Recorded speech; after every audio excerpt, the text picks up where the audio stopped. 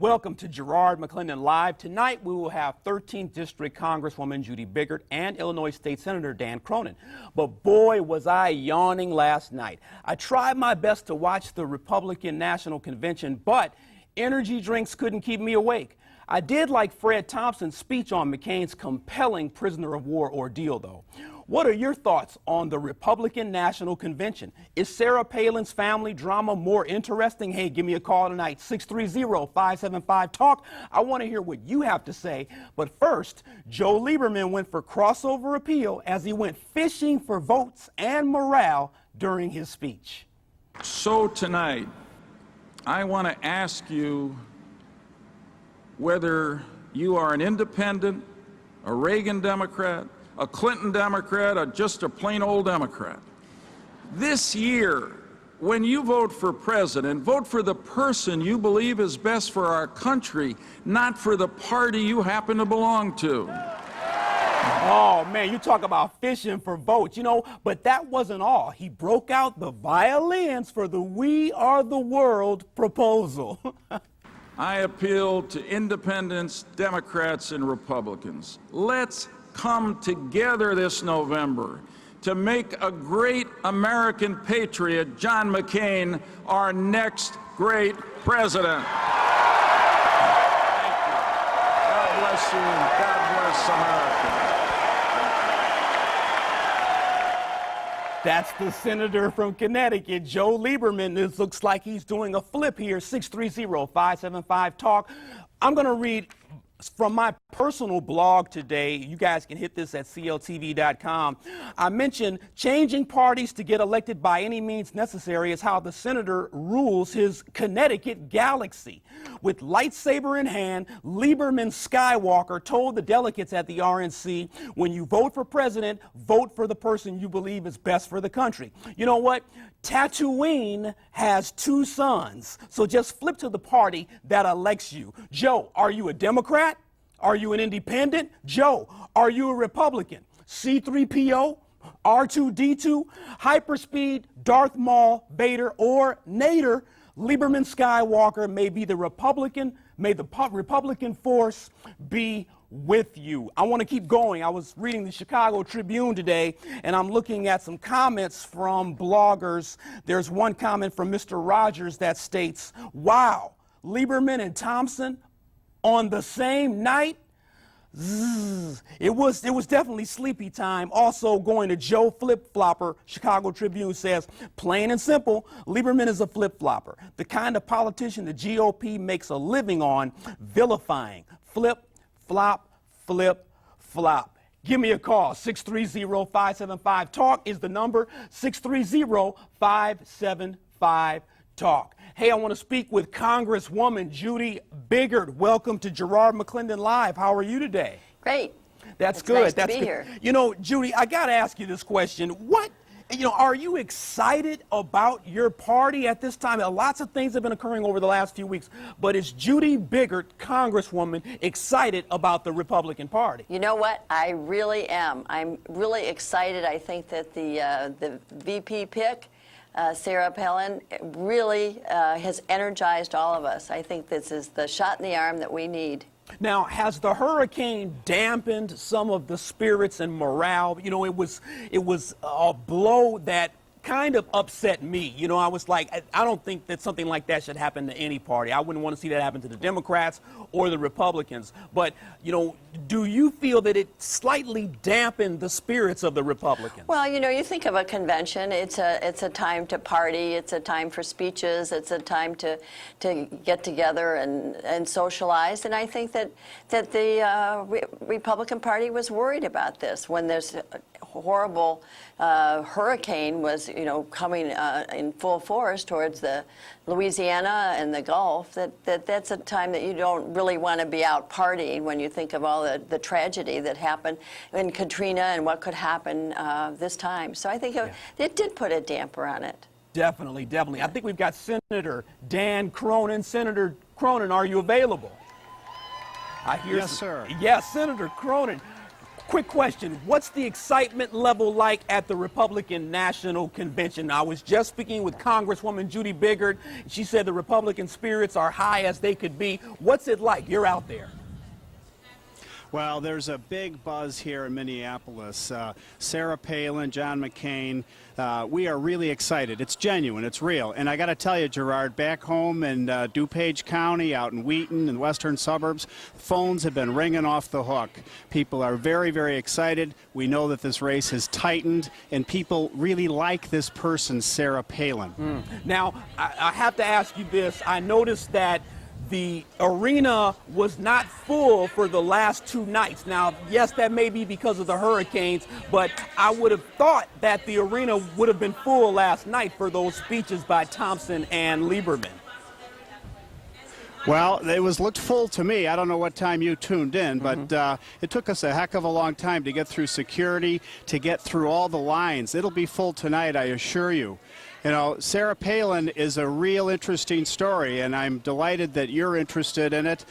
She's a woman that has come to this point in a much different way than, say, Barack Obama. Yeah. You know, I mean, she was, she's part of what we see in the Republican Party, you know, this new family, two working parents, 3, 4, 5, in her case, 5 kids.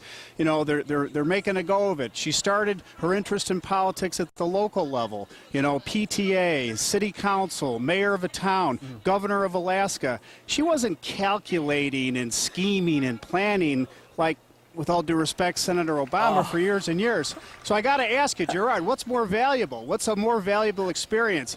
The mayor of a town in Alaska or a community organizer on the South Side? I mean, it's really Dan, hard, and she's running for the #2 spot. Oh, you know, Dan, maybe this is my bias, but I would have to go with Senator Barack Obama. Community organizing on the South Side of Chicago is a Herculean task. I'm coming back to you, Yes. Dan. I'm going to Judy. Judy, now, talk to me, Judy, about the vice presidential pick.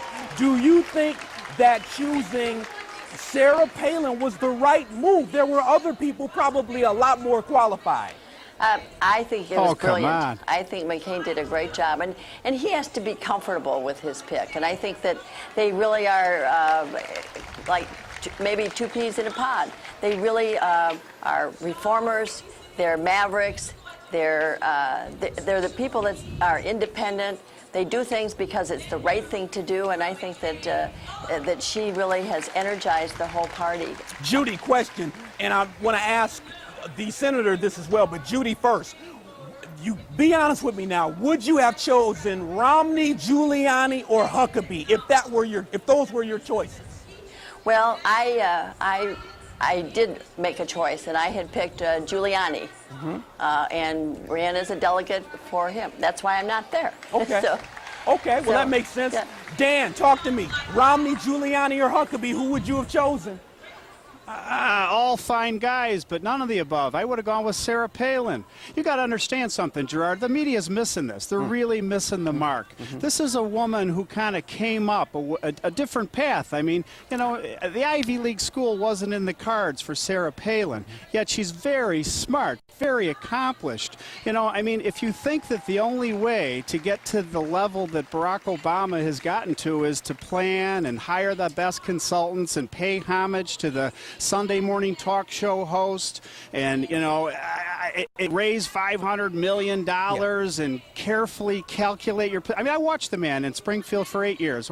A gentleman, yes, but this is not a man that has a strong moral compass and knows who he is and where he comes from. I would say Sarah Palin is the real deal, and I'm very excited about it. I think after the media is done beating up on her, people will let that go away, and they will make a judgment for themselves. And I think they will be very, very pleasantly not only surprised, but I think they will grow to feel very comfortable with her. Yes. Senator Cronin, hold on with us.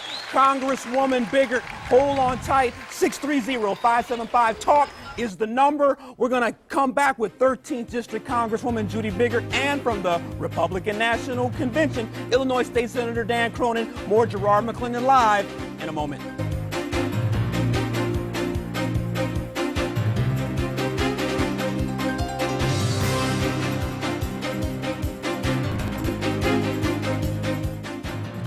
That's this week's cover of Us Weekly. Scrutiny grows as Governor Sarah Palin approaches what many say is the biggest speech of her career yet. Welcome back to Gararrd McClendon Live. Joining me from Studio C is 13th District Congresswoman Judy Biggert, and from the Republican National Convention, Illinois State Senator Dan Cronin. Welcome back, you two.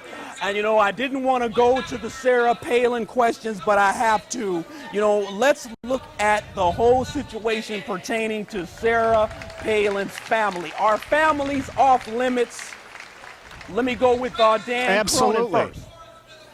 Yes, Dan, go ahead. Yeah, I mean, it's absolutely off limits. But, you know, once the media put it out there for her, I think she's probably got to deal with it. But I think it's off limits. Senator Obama was gracious enough to be very forceful in his remarks, stating that the family's off limits. But I know the score. Everybody knows this game. And when you run for the highest office in the land, you know, you've got to be prepared to talk about anything and everything. And she's tough. She can handle it.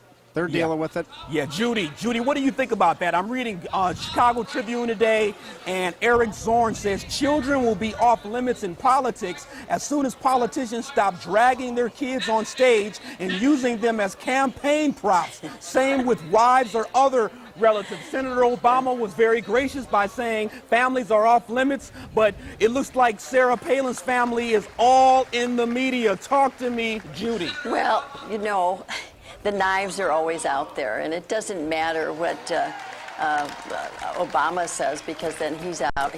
He's not going to be criticized for saying anything. But you know, his kids were out there too. And remember the thing where he was talking, and one of the daughters kept asking him to answer the question, and he obviously didn't want to. But you know, Sarah Palin seems to be a very strong person, and she's busted the good old boy network, and I think she's used to really having to fight for everything that she's gotten, and she's feisty, and I think she is strong and she can handle it. The media inquiry about her the media inquiry to the 17-year-old daughter, and I think it's over the top. I think it turns a lot of people off. You think it's over the top, Dan? I mean, oh my God, I think it was hideous. We're not even asking questions about Barack Obama himself when he was 17 years old, but they're asking Sarah Palin, the VP candidate, about her 17-year-old daughter. I mean, I think the media is hurt that Sarah Palin hasn't been out there paying homage to them, hasn't been out there seeking their approval. You know, she was sort of a surprise to them all, so they want to jump on her. I think it'll wear off. That's a good point, Dan, but we also must realize that Barack Obama wrote 2 books airing all of his dirty laundry, and so it was very difficult for people to mudsling because he put a lot of mud in those books. I'm going to Rez.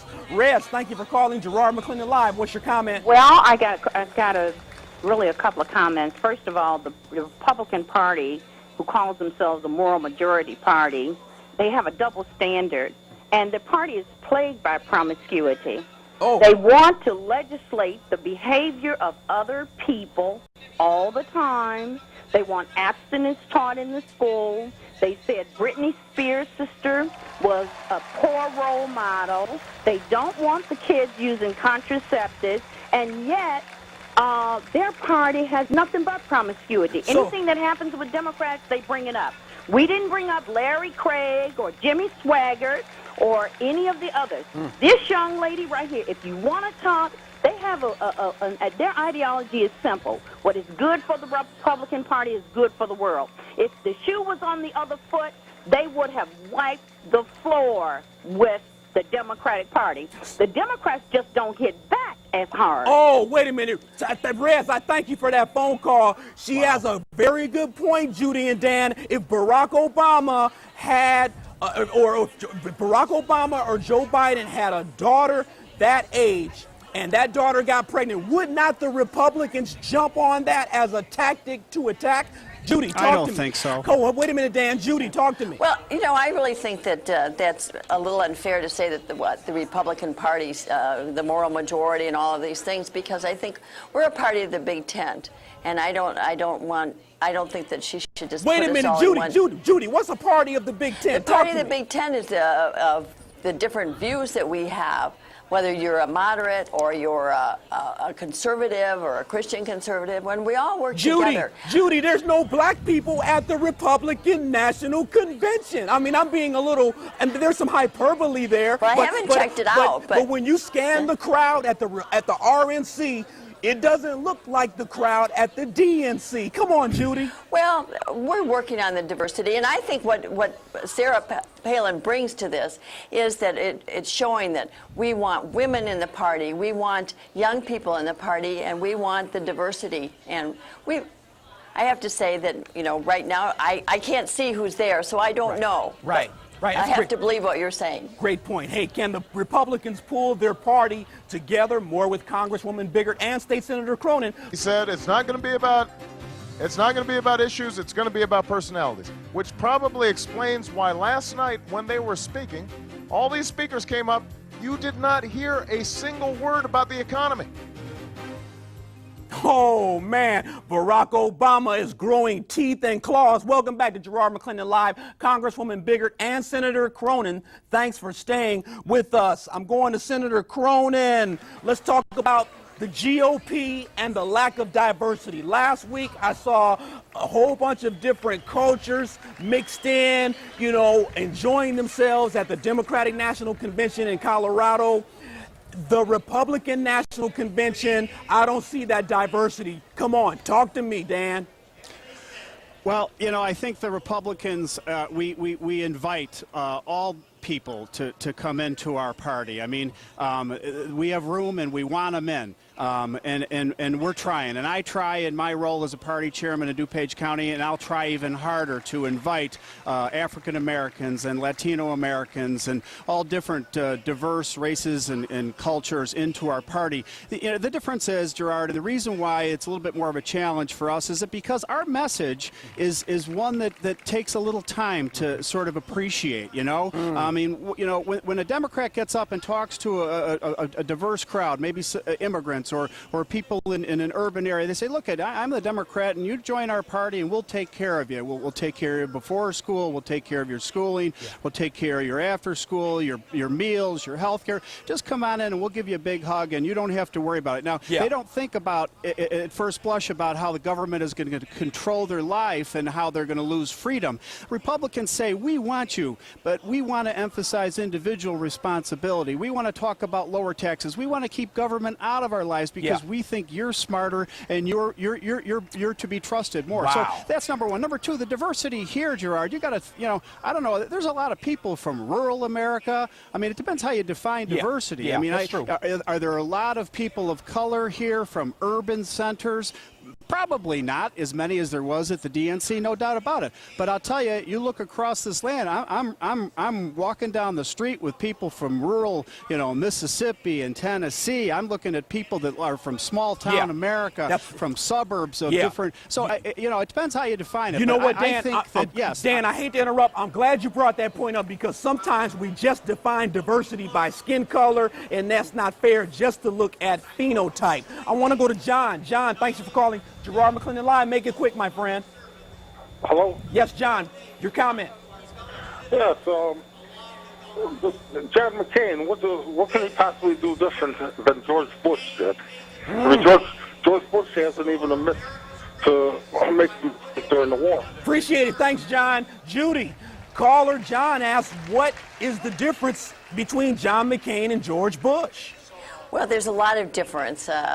You know, he's always been a maverick in the party, and he has the independence. And when he does something, he does it because he thinks it's right. And it really doesn't matter who he does it with. For example, working with Lieberman. He's somebody that crosses party lines. He really works to get anybody that wants to work with him together. And I think that's what the American people want. They're really tired of this partisanship. They want to see us find solutions to problems. He's got the background in the foreign affairs. He's the one that pushed so much for the surge and finally brought others around. That's right. And he just has the attitude that we have got to get back together and find the solution. Okay, hey, I think I just met two Republicans that I like. CLTV.com/GM. Welcome back to Gararrd McClendon Live. You know, thanks to my guests, Congresswoman Judy Biggert and State Senator Dan Cronin, regardless of your party, study the issues. Personalities and personal circumstances may affect our judgment, but on Election Day, we vote for McCain or Obama. That's Gararrd McClendon Live. Hey, Gandhi said it best. The future depends on what we do in the present. Good night. Ask or ask? Donda's rules, Suit Shoes. McClendon